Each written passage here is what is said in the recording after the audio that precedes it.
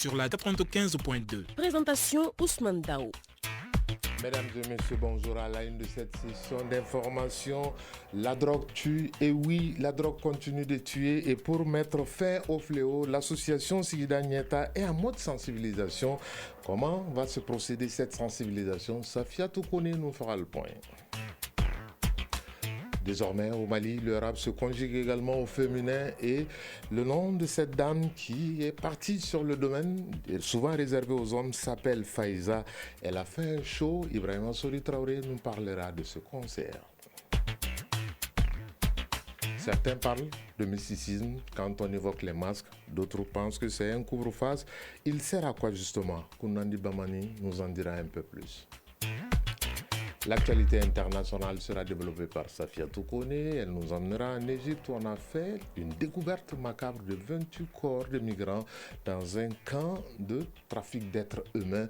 Elle nous parlera également de l'actualité du côté de la République démocratique du Congo. Malgré un cessez-le-feu mitigé, le mouvement politique, sinon la classe politique, est divisé dans le pays. Voilà pour le sommet dans un instant les détails. Mardi 11 février 2025, mesdames et messieurs, bonjour, merci d'avoir choisi la chaîne 2 pour vous informer, bienvenue. Je le disais dans les titres, une conférence de sensibilisation sur les dangers de la drogue s'est tenue ce week-end à Katifouga, attirant de nombreux jeunes et notamment les autorités locales. Pourquoi cette conférence de sensibilisation? Puisque la drogue est en train de faire des ravages au niveau de la jeunesse malienne, mais pas que. Et c'est pourquoi l'association Sigida Nieta a pris son bâton de pèlerin pour sensibiliser davantage sur les dangers de la drogue. Le point, c'est avec Safia Toukone. L'association Sigida Nieta de Kati va en guerre contre la consommation de drogue, une démarche qui s'inscrit dans le programme de lutte contre la toxicomanie à Kati. PBD Adama Togola, président de l'association Sigida Nieta de Kati. Le perspective du gouvernement de la République du Mali qui est de lutter contre la consommation des stupéfiants au niveau de la jeunesse, raison pourquoi nous, étant jeunes du Mali, on a voulu vraiment accompagner notre État à lutter contre ces phénomènes. Drogoubla Sanaki Bla en français, stop à la drogue, tel est le slogan de cette conférence de sensibilisation. Selon la marraine de l'événement, ce rassemblement va sans nul doute aider la jeunesse à prendre réellement conscience des conséquences des stupéfiants. Adam Diallo. L'initiative elle est très bonne, elle est salutaire parce que déjà les parents qui sont là ont eu une idée de ce que c'est la drogue, comment la combattre, comment faire en sorte que les enfants s'en éloignent. Pour le quartier déjà, pour la ville de Kati qui est vraiment touchée, mais aussi pour le Mali, parce que sinon ce fléau-là va détruire notre jeunesse en devenir et on n'aura plus de cadre valable à une certaine époque de notre vie. Et ça, on n'en a pas besoin. Bourama Traoré, participant. La drogue détruit. Nous ne devons pas la consommer, car elle n'est pas une solution pour oublier les problèmes. Pour Aruna Berté, le deuxième adjoint au préfet de Kati, cette initiative cadre bien avec les orientations des autorités du pays. La consommation des stupéfiants est un problème de santé publique aujourd'hui au Mali. C'est un fléau qui gangrène notre société. Il y a une couche importante de la jeunesse qui est victime de cette consommation. Donc il est temps d'y remédier et de trouver des solutions pour freiner et dans l'avenir mettre fin au Mali. Commissaire Sekou Niaré, chef de division planification et études stratégiques au CS. La consommation de drogue n'est jamais une solution pour les problèmes. La jeunesse aujourd'hui est souvent confrontée à ces complexes en pensant que la consommation de drogue peut réduire les soucis. Mais tandis que ça ne fait que passer les problèmes d'un petit moment. Également, les gens doivent savoir que quand on prend la drogue, on devient accro. Les participants ont par ailleurs été invités à s'engager plus dans la lutte contre la consommation de drogue. Des prestations de sketch ont rappelé davantage les dangers de la drogue dans la société.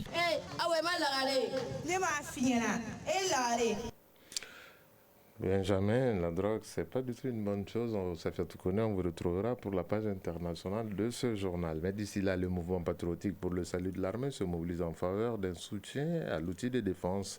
Et pour ce faire, les responsables étaient ce matin dans l'émission Bamako Matin de votre chaîne, la chaîne 2 bien entendu.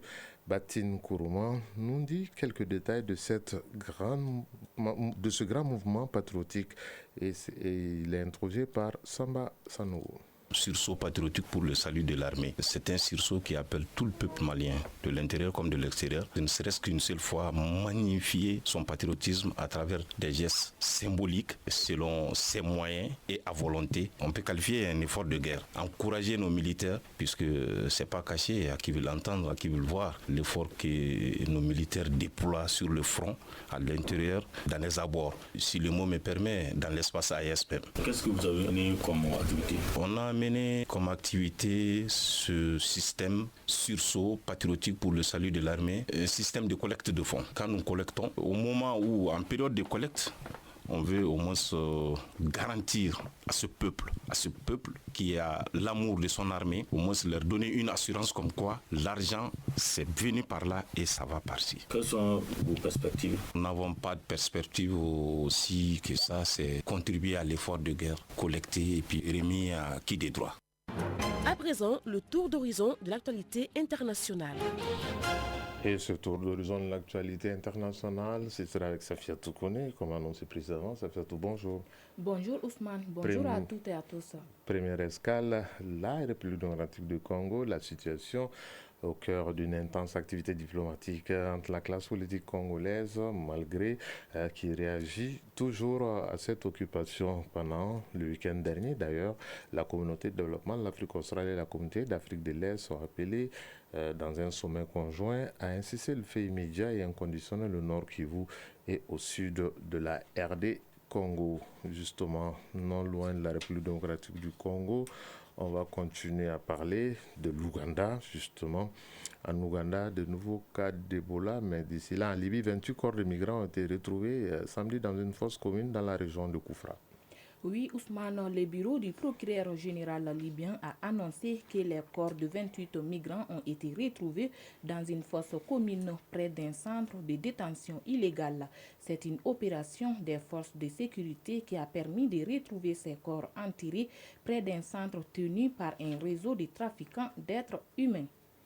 Je le disais, en Ouganda, des cas de virus Ebola confirmés, où une personne est décédée selon les autorités sanitaires du pays et 7 autres sont sous surveillance dans un hôpital de la capitale. Et pour mettre fin à la propagation du virus Ebola, le gouvernement a lancé depuis quelques jours une campagne de vaccination grâce à un vaccin de 2000 doses remis par l'Initiative internationale pour le vaccin contre le sida.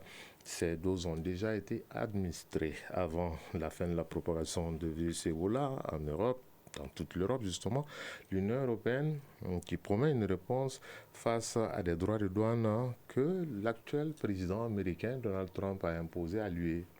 La présidente de la Commission européenne, Ursula von der Leyen, a promis ce matin une réponse ferme des Européens après la décision de Donald Trump d'imposer des droits de douane sur l'acier et l'aluminium.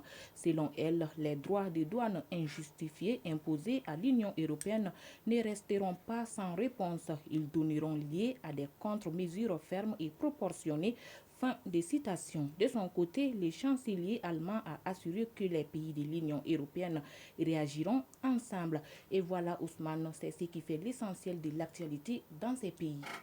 Et on va continuer avec le cours de ce journal pour parler d'un autre titre de cette session d'information. Le masque traditionnel est un couvre-face. Il sert de déguisement et est fabriqué de plusieurs matières et motifs. C'est un objet mystérieux pour certains qui joue un rôle très important dans la société malienne, voire africaine. L'importance des masques, c'est avec Kounandi Bamani.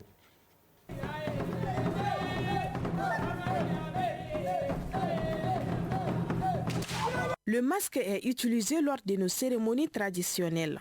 C'est un objet rempli de mystère. Yaya Koulibaly, un initié des masques de génération en génération. En termes de mythologie, il y a l'histoire de la Satimbe. Le masque, a priori, appartient au djinn. Et un jour, les femmes étaient allées ramasser les noix de karité et elles ont été subites par les esprits qui lui ont donné le masque. Donc, elles l'ont porté pour faire peur aux hommes, parce que la femme avait beaucoup de pouvoir à l'époque. Tous les esprits convergent vers l'idéal, vers la femme.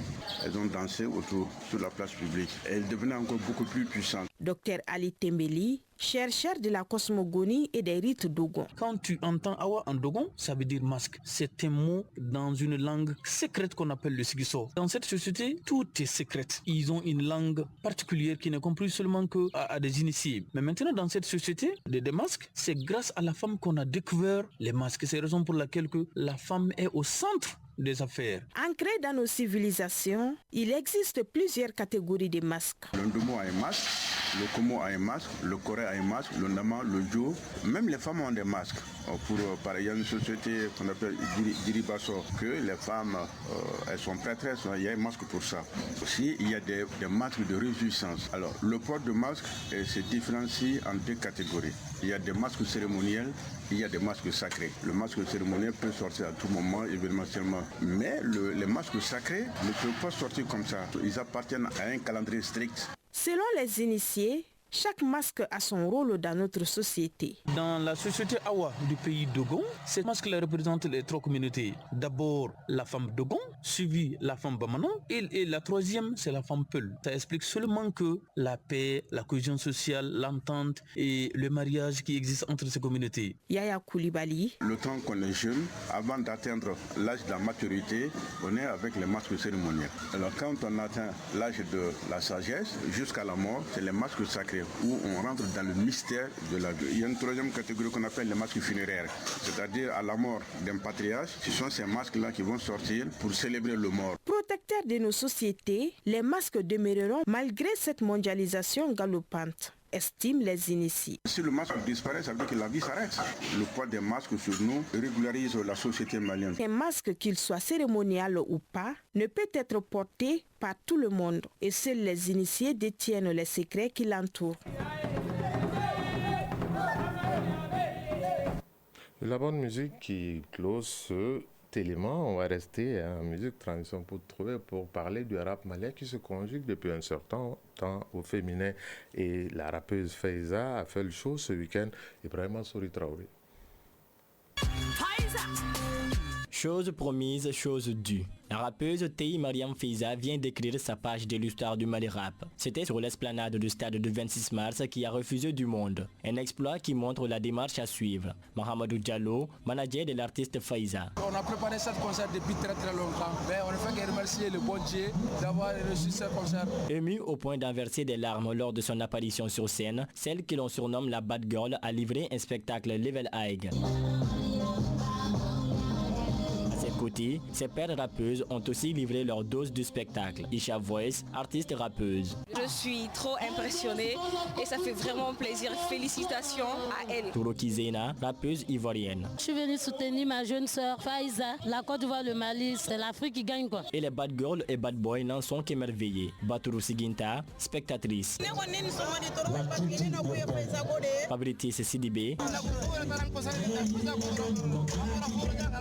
Au vu de la réussite du concert, l'artiste en question, visiblement ému et fier, lâche ses premiers mots. Tei Mariam Faiza, artiste rappeuse. Je suis ému, j'ai pas de mots, je suis fier de moi, je suis fier de mes fans. Je remercie Dieu, je remercie ma mère, je remercie ma famille et je remercie mon public. De la toile d'Anchou, marraine. Faiza, c'est vraiment quelqu'un à encourager parce que c'est une fille qui a du talent et qui ose. Félicitations à elle et bon courage. A noter aussi le passage sur scène des artistes comme Malaké,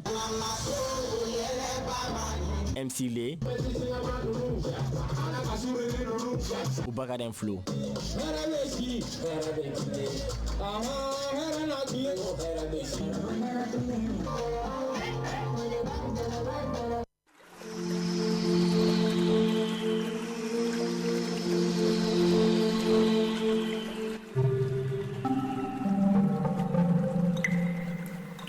Il est 12h14 sur la chaîne 2, la couleur du temps, le thermomètre affiche en ce moment 34 degrés Celsius sur Bamako et environ. La maximale attendue sera 36 degrés, ce qui veut dire qu'il va faire un peu chaud, buvez beaucoup d'eau. Surtout, n'oubliez pas les enfants et les personnes âgées. Et le soleil se couchera à 18h passé de 37 minutes. C'est la fin de cette session d'information qui vous a été présentée par Ousmane Dao. Réalisation, Dianeva Diara, Korotou Diara. Salimata Konate, mise en onde, Diala Samake, mise en ligne, Badi Touré, coordination éditoriale, Sédou Traoré, Djefa Diara, et merci de votre constante fidélité à la chaîne 2.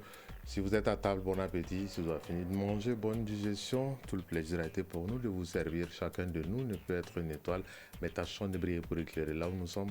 Au revoir et à très bientôt.